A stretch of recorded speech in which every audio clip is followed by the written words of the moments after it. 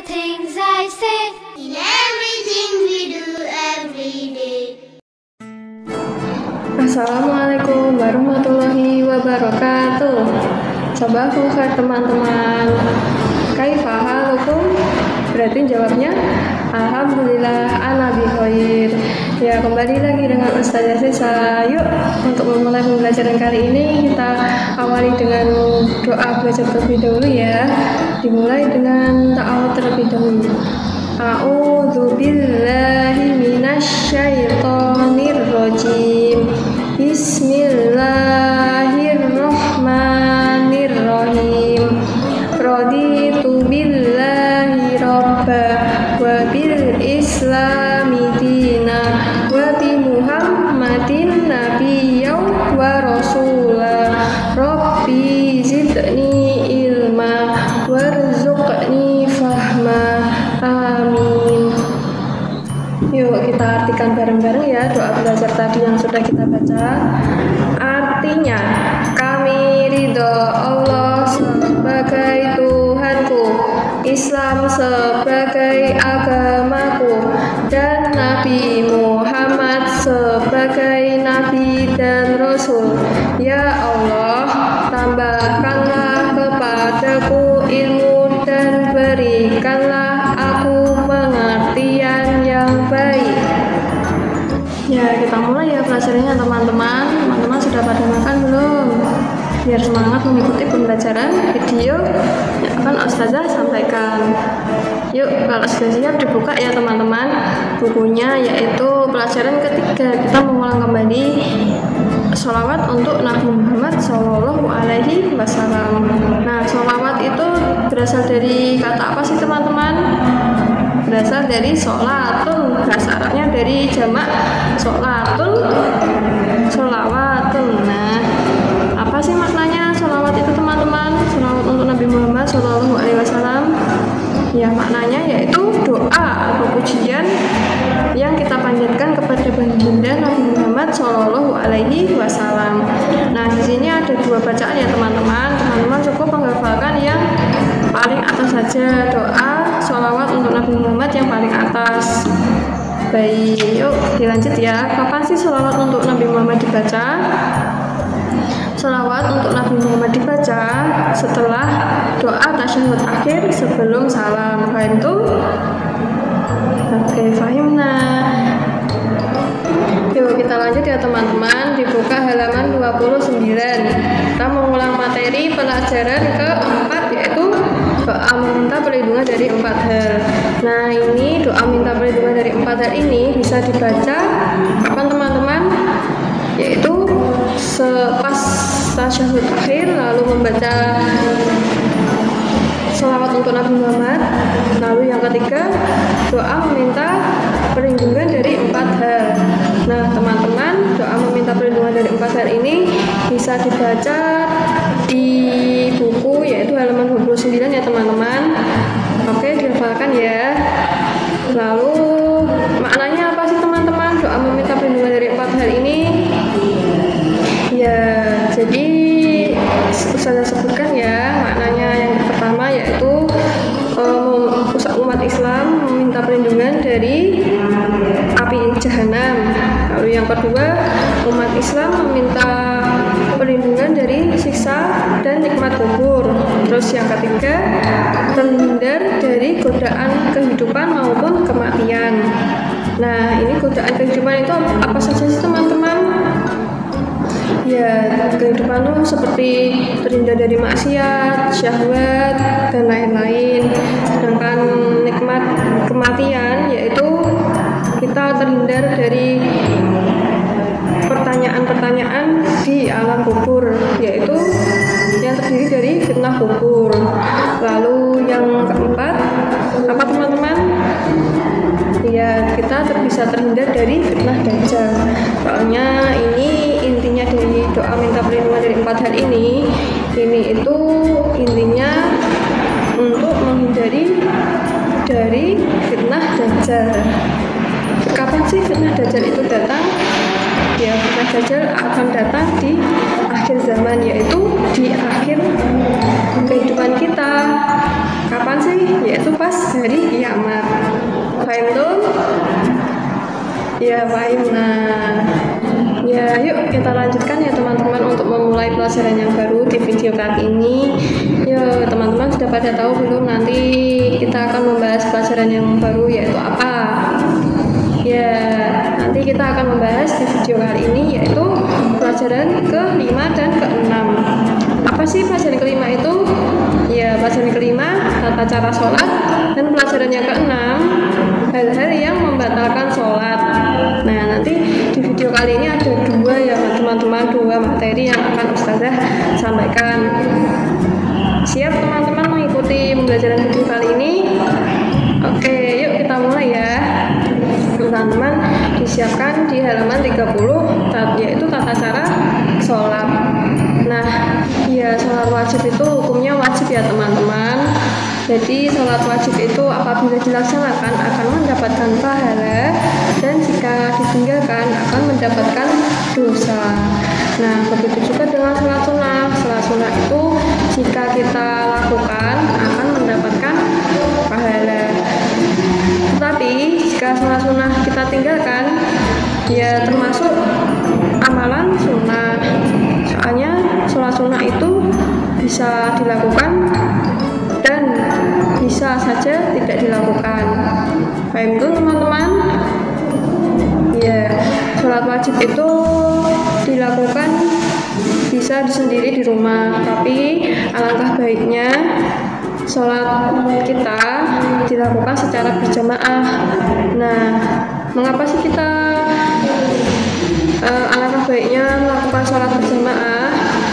Ya, sholat berjamaah itu akan mendapatkan pahala yang lebih teman-teman, yaitu pahalanya 27 kali lipat dari sholat biasanya, sholat sendiri.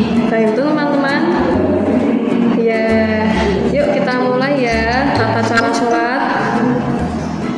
Teman-teman sudah pada paham ya sebagian besar tentang tata cara sholat. Nah, syarat sah sholat wajib itu siapa teman-teman?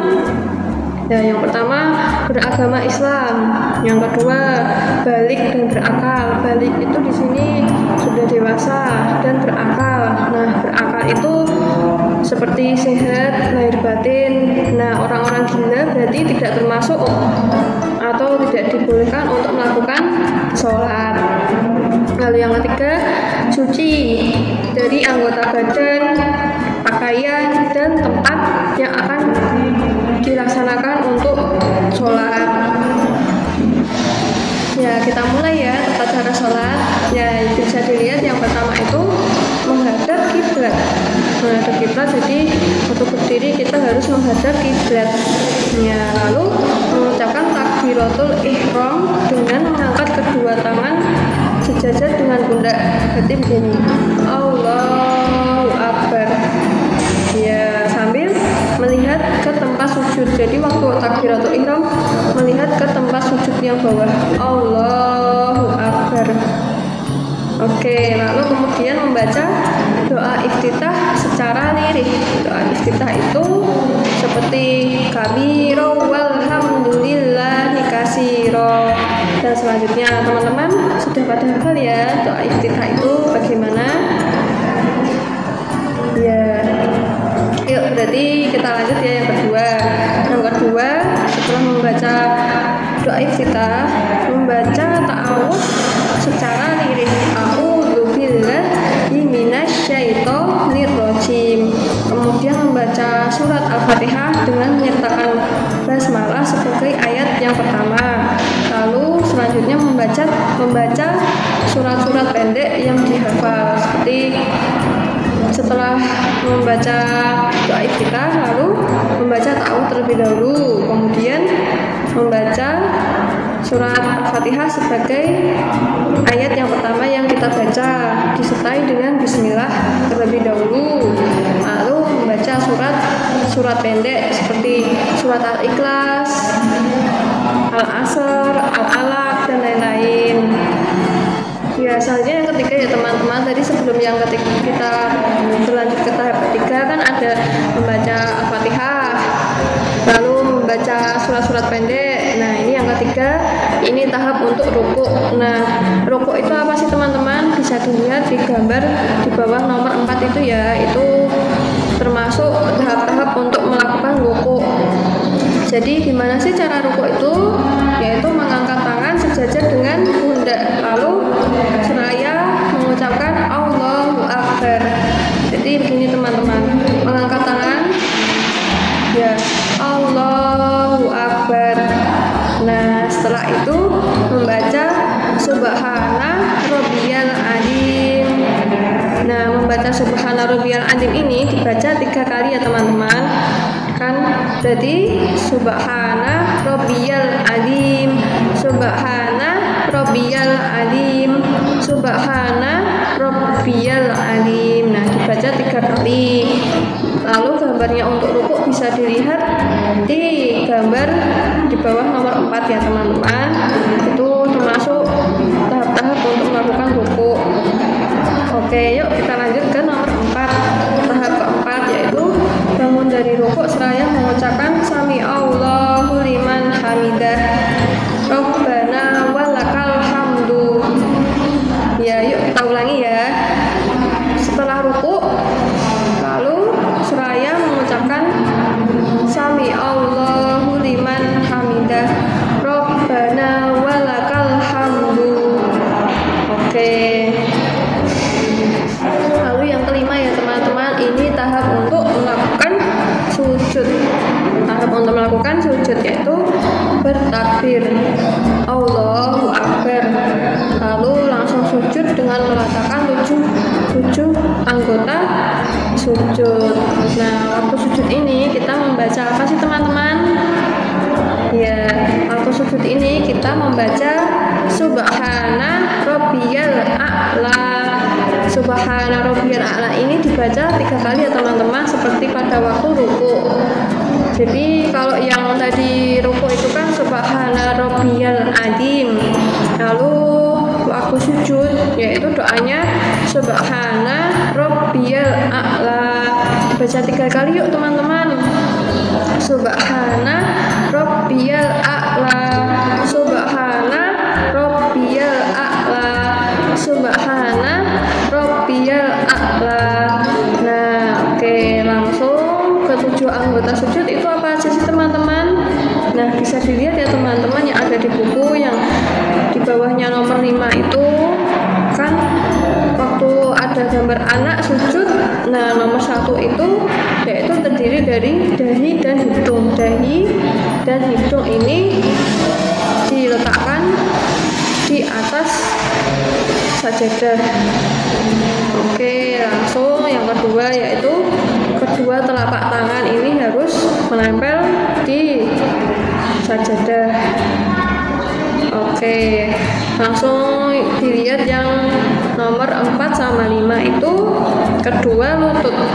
Kedua lutut itu juga harus ditempel di atas sajadah. Lalu yang dilihat nomor 6 sama 7 itu ya teman-teman, 6 gambar yang ada tulisannya 6 sampai 7 yaitu kedua ujung telapak kaki. Jadi ketujuh anggota yang ikut sujud itu apa sih teman-teman? Dahi dan hidung, lalu kedua telapak tangan ini ya teman-teman, lalu kedua lutut, dan yang terakhir kedua ujung telapak kaki. Nah, bisa dilihat seperti gambar yang di bawah nomor 5 ini. Nah, oke, lalu setelah itu kita ke tahap yang ke-6 ya teman-teman. Ke tahap yang 6 ini yaitu bangun dari sujud seraya mengucapkan Allahu Akbar. Nah, setelah itu kita duduk di antara 2 sujud. Nah, duduk di antara 2 sujud ini bisa dilihat ya, yuk dibuka di halaman 32. Nah, halaman 32 ini kan ada gambar A ya, paling atas itu ya teman-teman. Nah, itu gambar A itu termasuk duduk di antara 2 sujud. Nah, teman-teman, waktu duduk di antara 2 sujud ini bisa membaca bacaan yaitu Rabbik firli seperti yang ada di buku ya teman-teman, yang halaman 31 nomor 6 itu membaca doa Robbi gfirli. Nah, yuk lanjut ya teman-teman, kita ke halaman 32 yang nomor 7, yaitu kita bersujud lagi setelah melakukan duduk di antara dua sujud. Nah, tadi kan duduk di antara dua sujud, lalu kita melakukan bersujud lagi dengan bertakbir Allahu Akbar. Subhana Rabbiyal A'la, Subhana Rabbiyal A'la, Subhana Rabbiyal A'la. Baca 3 kali ya teman-teman. Lalu bangun untuk rakaat kedua. Yuk dilihat yang nomor 8. Ya, nomor 8 yaitu bangun untuk rakaat kedua seraya mengucapkan Allahu Akbar. Lalu mengerjakan seperti pada rakaat yang pertama yang sudah kita bahas tadi ya teman-teman, dari awal sampai sujud tadi. Lalu duduk tasyahud awal setelah rakaat kedua. Duduk tasyahud awal dilakukan setelah rakaat kedua, yaitu dilakukan pada sholat seperti sholat asar, duhur, maghrib, isya. Ya langsung kalau yang terdiri dari 3 atau 4 rakaat itu kita melanjutkan sholat dengan cara seperti 2 rakaat sebelumnya yang tadi kita sudah bahas ya teman-teman. Oke, paham tuh? Ya paham. Nah, baik, yuk kita lanjutkan ya. Ya, lalu yang nomor 11 itu ya halaman 32 ya teman-teman, itu kan duduk di akhir sholat untuk membaca tasyahud akhir. Nah, doa tasyahud akhir itu seperti yang sudah kita bahas sebelumnya ya. Lalu setelah tasyahud akhir kita membaca sholawat untuk Nabi Muhammad Shallallahu Alaihi Wasallam dan berdoa. Kemudian doa setelah sholawat untuk Nabi Muhammad tadi apa teman-teman? Membaca doa meminta perlindungan dari 4 hal. Nah, ketiga tadi sudah dibaca, lalu kemudian bersalam ke kanan lalu ke kiri seraya mengucapkan Assalamualaikum warahmatullah, Assalamualaikum warahmatullah. Lalu waktu bersalam ke arah kanan dan ke kiri membaca Assalamualaikum warahmatullah. Nah, bisa dilihat ya teman-teman halaman 32 gambar yang paling bawah sendiri. Nah, ini contoh duduk akhir di dalam sholat dan salam menghadap kanan dan ke kiri. Baik itu teman-teman. Baik, nah ya teman-teman, kita lanjutkan ya pelajaran ke-6, yaitu hal-hal yang membatalkan sholat. Bisa dibuka ya teman-teman halaman 34. Ya teman-teman pasti sebagian besar udah pada tahu ya apa saja yang bisa membatalkan sholat itu. Salah satunya ya kayak buang air besar, buang air kecil. Nah, kita di sini akan menyebutkan ya hal-hal yang membatalkan sholat itu yang seperti ada di buku. Yang pertama makan, lalu minum, lalu berbicara, lalu yang keempat tertawa terbahak-bahak, lalu yang kelima wudhu batal karena buang air kecil atau buang air besar atau kentut, lalu yang keenam banyak bergerak, dan yang ketujuh membelakangi kiblat. Jadi sholat itu harus menghadap kiblat ya teman-teman. Kalau membelakangi kiblat itu secara pada dasarnya sholatnya tidak sah. Oke, nah bila salah satu di atas terjadi di tengah dalam sholat, maka sholatnya batal dan wajib diulangi. Nah, sedangkan kalau yang di buku itu yang nomor 5 kan wudhunya batal. Nah, pembatalan nomor 5 ini terjadi di tengah sholat, maka wudhu dan sholatnya harus diulangi. Nah, kalau yang wudhunya batal itu berarti kan penyebabnya karena BAB, buang air besar. Nah, itu harus mengulangi wudhu lagi, lalu sholatnya harus diulangi. Sedangkan yang membatalkan sholat seperti tertawa, makan, minum itu sholatnya batal dan wajib diulangi. Jadi tidak usah melakukan wudhu lagi. Nah, paham teman-teman? Ya, teman-teman melakukan wudhu lagi cukup kalau terjadi buang air besar atau buang air kecil. Paham tuh? Baiklah.